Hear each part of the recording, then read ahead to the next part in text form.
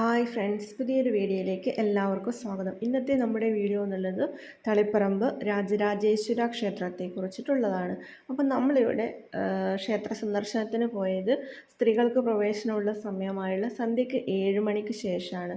അതിനു മുമ്പ് ഈ ഒരു ഐതിഹ്യത്തിലൂടെ നമുക്ക് ഈ വീഡിയോയിലോട്ട് കിടക്കാം.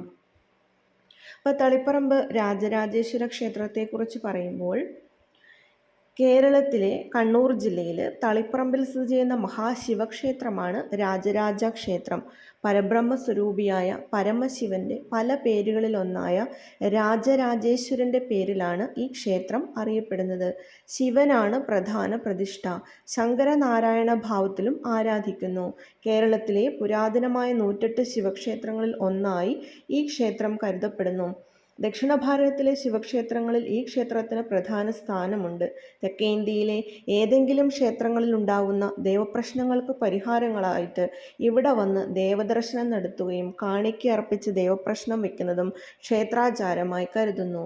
തളിപ്പറമ്പ് രാജരാജേശ്വര ക്ഷേത്രത്തിൻ്റെ മതിൽക്കെട്ടിന് പുറത്തുള്ള ഉയർന്ന പീഠത്തിലാണ് ഇങ്ങനെ ദേവപ്രശ്നം വെക്കുന്നത്. പുരാതന കേരളത്തിലെ പ്രശസ്തമായ 108 ശിവാലയങ്ങളിൽ ഒന്നാണ് തളിപ്പറമ്പ് രാജരാജേശ്വര ക്ഷേത്രം. ദക്ഷിണ ഭാരതത്തിലെ പ്രധാനപ്പെട്ട ശിവക്ഷേത്രം കൂടിയാണ് ഇത്. പെരിഞ്ചെല്ലൂർ എന്നായിരുന്നു ഒരു കാലത്ത് ഇവിടം അറിയപ്പെട്ടിരുന്നത്.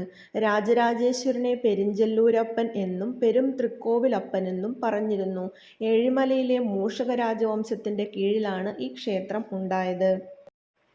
തിരുവത്താഴപൂജയ്ക്ക് ശേഷം മാത്രമാണ് ഇവിടെ സ്ത്രീകൾക്ക് പ്രവേശനം അനുവദിക്കുന്നത്. അതായത് രാത്രി 7 മണിക്ക് ശേഷം മാത്രമേ സ്ത്രീകൾക്ക് ഇവിടെ പ്രവേശിക്കാൻ സാധിക്കുകയുള്ളൂ. എന്നാൽ ശിവരാത്രി ദിവസങ്ങളിൽ സ്ത്രീകൾക്ക് എപ്പോൾ വേണമെങ്കിലും ഇവിടെ വന്ന് തൊഴാൻ അനുവാദമുണ്ട്. 3 വിഗ്രഹങ്ങളുടെ കഥയാണ് ഇവിടെ പറയുന്നത്. ഒന്ന്, ആദിത്യനെ കടഞ്ഞെടുത്തപ്പോൾ കിട്ടിയ ചൂർണം ഉപയോഗിച്ച് ഋഷിമാർ 3 ലിംഗങ്ങൾ ശിവലിംഗം ഉണ്ടാക്കുകയും ബ്രഹ്മാവ് ഇതിൽ നിന്ന് കൈക്കലാക്കുകയും ചെയ്തു. പിന്നീട് പാർവതി അത് വാങ്ങി പൂജിച്ചെന്നും പറയപ്പെടുന്നുണ്ട്.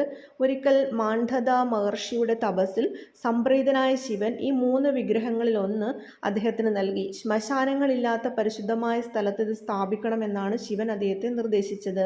അങ്ങനെ തളിപ്പറമ്പിലെത്തിയ മഹർഷി അത് അവിടെ സ്ഥാപിക്കുകയും പിന്നീടത് ഭൂമിക്കടിയിലേക്ക് അപ്രത്യക്ഷമാവുകയും ചെയ്തു എന്ന് പറയുന്നു. മാന്ധാവ് മഹർഷിയുടെ മകനായിട്ടുള്ള മുചുകുന്ദനുമായി ബന്ധപ്പെട്ടതാണ് മറ്റൊരു കഥ.